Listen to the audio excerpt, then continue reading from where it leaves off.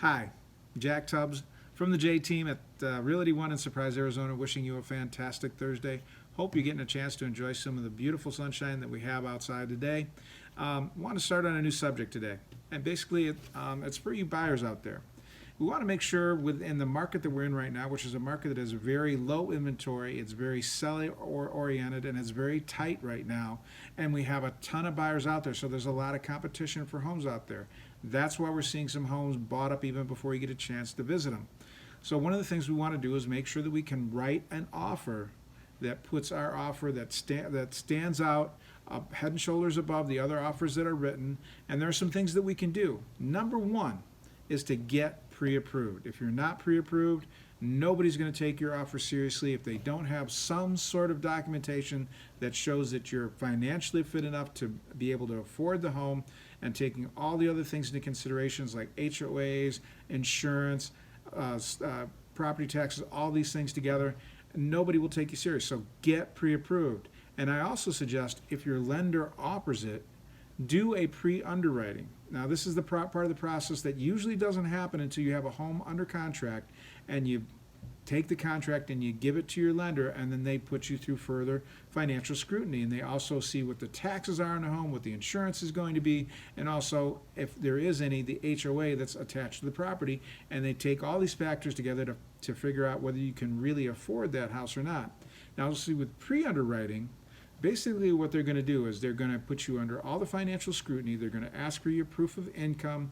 They're going to ask for what your debts are. They're going to find out what other kind of financial obligation that you have, and if there's any other sources of income coming in.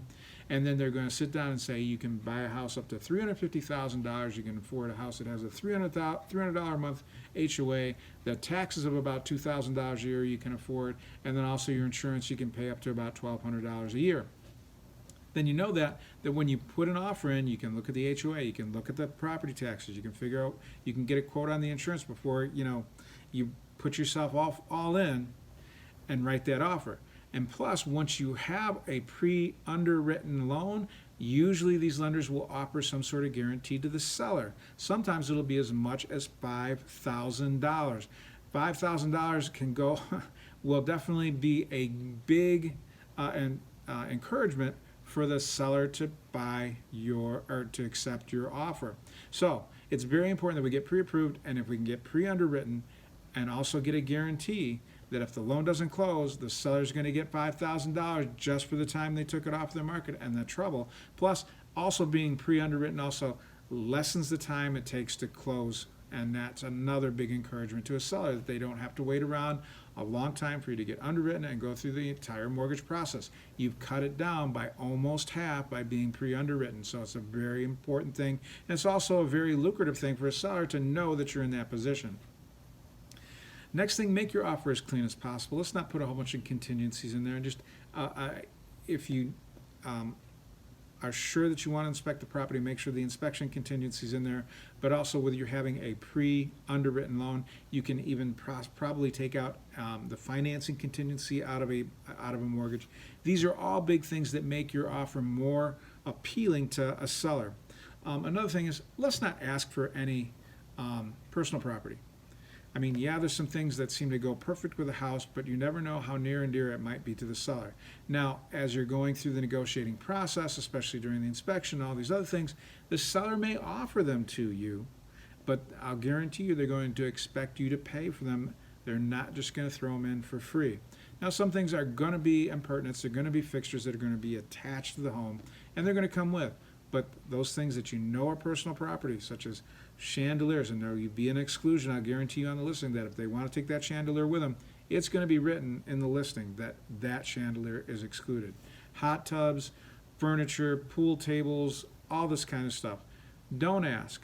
Let the seller offer them to you. And you're going to find out that if you're moving into a bigger home and the people that are in that house, they're downsizing, they're probably not going to take everything with them, and they will make offers to you. Next thing is, and it's always that kind of a nice touch, is to write a personal letter to the seller. Just kind of letting them know what's going on in your life, how much you like their house, how much you already can see yourself living in their home.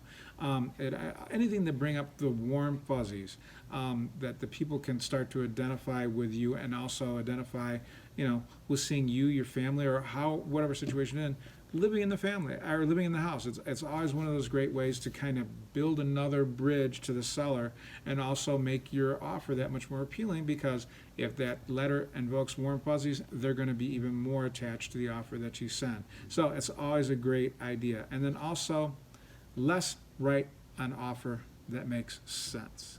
We're not in a market right now where we can say if the seller's offering their house, they have their house listed for $250,000, that we offer them $200,000 for the house. It's just not going to work in this market.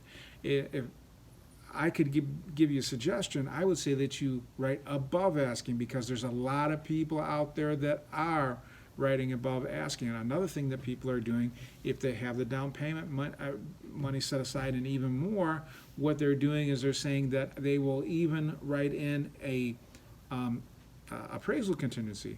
If the property should not appraise for what you've offered, you'll offer up to at least $10,000 above what the property is appraised for, and that is another thing that will make your offer that much more appealing to the seller.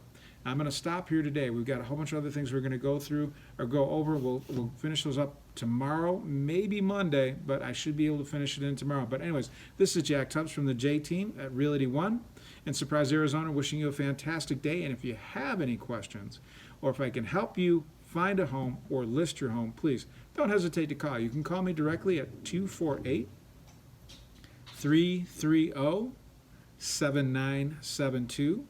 That's 248-330-7972. Or you can email me. You can get a hold of me at jack@thejteam.house. That's JACK at THE, the letter J, TEAM.house.